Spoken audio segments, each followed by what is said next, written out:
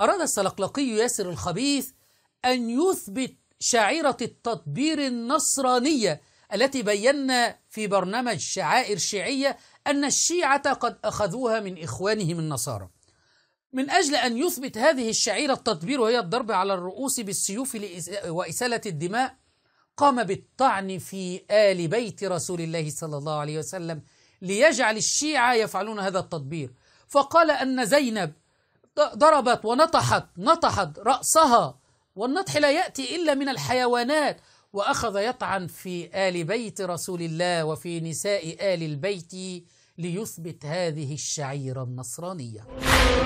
إذا زينب صلوات الله عليها نطحت رأسها بمقدم المحمل. سمعتم هذا عدو آل البيت السلقلقي ياسر الخبيث وهو يحاول أن يثبت هذا ويطعن في نساء آل البيت، زينب أخت الحسين رضي الله عنه. الآن سنشاهد العالم الشيعي أسد قصير وهو يثبت أن هذا الناصبي ياسر الخبيث يشبه آل البيت بالحيوانات.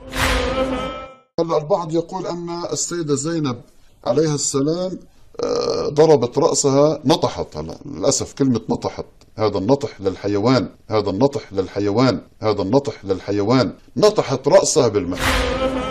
نصدق الأول الذي شبه آل البيت بالحيوانات السلقلقي ياسر الخسيس قاتله الله، أم نصدق الثاني الذي يحاول تكذيب هذه الروايات التي أتت في كتبهم الموروث الذي أخذوه من اليهودية والنصرانية والمجوسية باعتراف كمال الحيدري؟